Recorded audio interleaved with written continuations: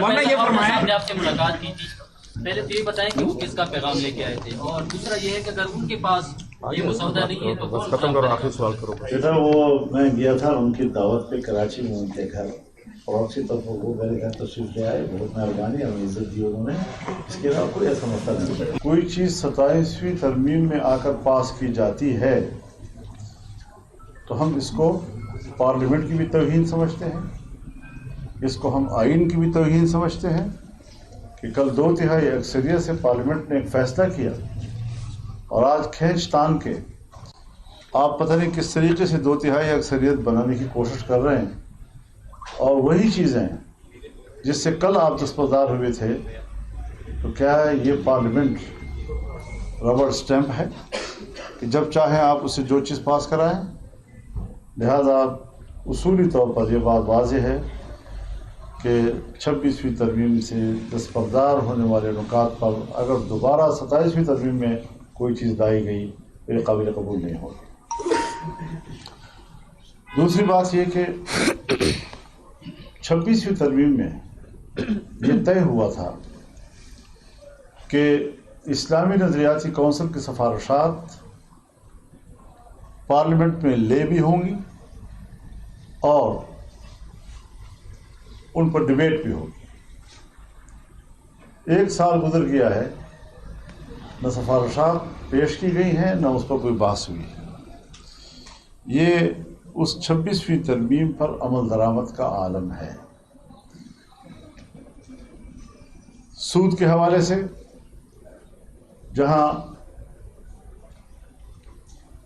1 جنوری 2028 سے پاکستان کے اندر سودی نظام کا خاتمہ ہوگا، اس کے حوالے سے بھی کوئی پیش رفت ابھی تک نظر نہیں آ رہی ہے. دینی مدارس کے حوالے سے رجسٹریشن کا مسئلہ قانون کے ذریعے طے ہوا تھا. آج مدارس کی رجسٹریشن بھی نہیں کی جا رہی ہے 1860 کی سوسائٹی ایکٹ کے تحت، اور مدارس کے ہاتھ مروڑ کر ان کو مجبور کیا جا رہا ہے کہ وزارت تعلیم کے تحت آپ کو رجسٹر ہونا ہوگا. یہ اس قانون کی بھی توہین ہے، یہ اسمبلی کی بھی توہین ہے، اور حکومت دھڑلے کے ساتھ اس توہین کی مرتکب ہو رہی ہے. اس کے علاوہ 18ویں ترمیم کے تحت جو صوبوں کو اختیارات دیے گئے تھے، اگر ان اختیارات میں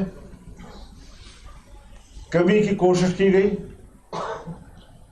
تو جمعیت علماء اسلام دفاع کرے گی. ہم مزید صوبوں کو زیادہ با اختیار بنانے کی بات کرتے ہیں. اسی طریقے سے NFC ایوارڈ کے حوالے سے باتیں چل رہی ہیں. صوبوں کا جو حق ہے، آئین کہتا ہے کہ اس حق میں اضافہ تو کیا جا سکتا ہے، کمی نہیں کی جا سکتی. آج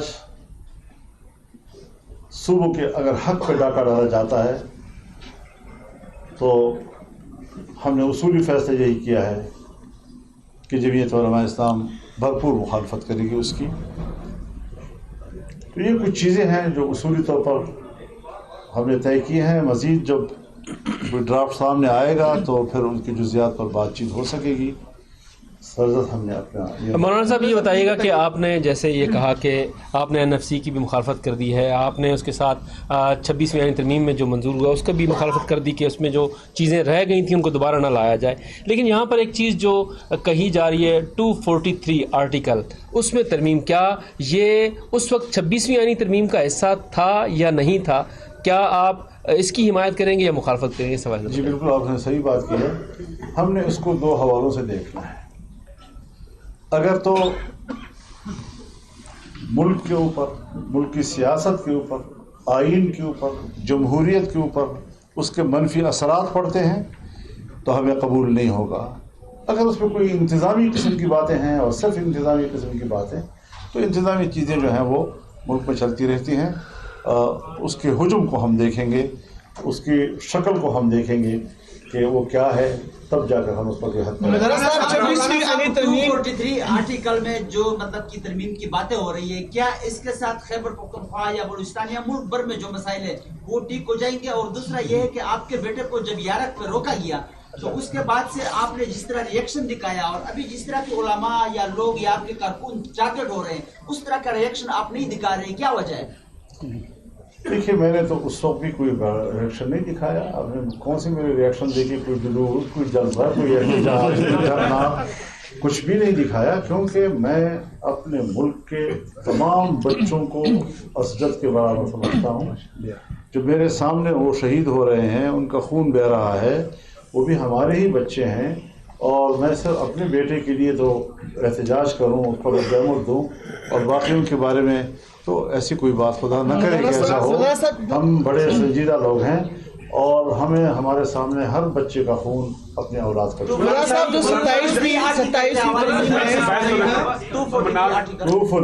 پر میں نے جواب دے دیا ہے, تفصیل سے دے دیا ہے. امید ہے کہ یہ سب کچھ اس کے بعد ٹھیک ہو جائے گا اگر اس میں ترمیم ہو جاتی ہے. ٹھیک تو کچھ بھی نہیں ہو رہا.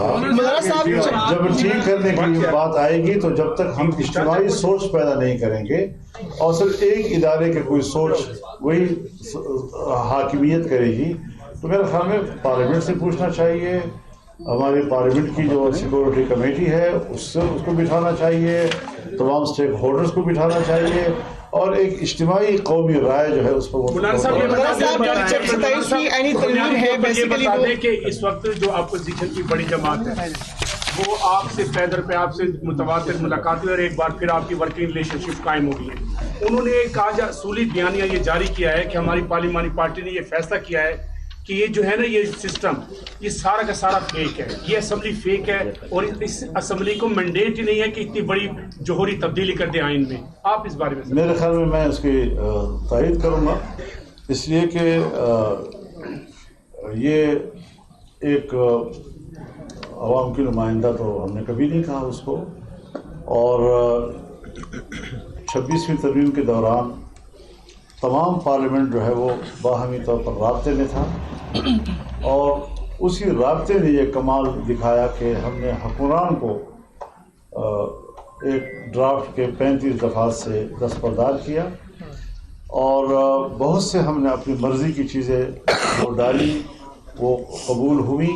لیکن اب وہ پریکٹس دوبارہ تو ایسی اسمبلی نہ کرے کہ جو جس پہ اعتراضات ہیں اور جو عوام کی نمائندگی کے حوالے سے وہ اس پر کوشچنس ہیں. آپ نے 26ویں آئینی ترمیم میں ووٹ دیا, اور 26ویں آئینی ترمیم میں ہی ایکسٹینشن کی بات آئی اور ٹینیور 5 سال ہوا. ایک تو یہ کہ ایک بات یہ ہو رہی ہے کہ سپریم کمانڈر جو ہے وہ اس کا جو طاقت ہے یا جو اتھارٹی ہے وہ صدر مملکت سے کہیں اور شفٹ ہو رہی ہے, ایک. اور دوسری چیز یہ کہ آپ نہیں سمجھتے, آپ نے بھی اس ایکسٹینشن میں حصہ لیا, کہ اگر ایک بندے کو ایکسٹینشن ملتی ہے تو پیچھے سینکڑوں افسران متاثر ہوتے ہیں, اور یہ تاثر بھی آتا ہے کہ شاید ایک بندہ جو ہے وہ کمپیٹنٹ ہے, باقی ادارے میں سے لوگ نہیں ہے جو اس ادارے کو جو ہے وہ اس کی لیڈرشپ کر سکے. تو آپ نہیں سمجھتے کہ اس سے پامالی بھی ہوتی ہے اور یہ تاثر بھی سامنے آتا ہے؟ میرے خیال میں ہمیں ایک طبعی اور فطری قسم کا نظام بنانا چاہیے. غیر طبعی اور غیر فطری قسم کے جو ہم قوانین بناتے ہیں, سوسائٹی کل اس کو قبول نہیں کرتی, سیاسی ماحول اس کو قبول نہیں کرتا, تو ہمیں اپنی طاقت کا ناجائز فائدہ نہیں اٹھانا.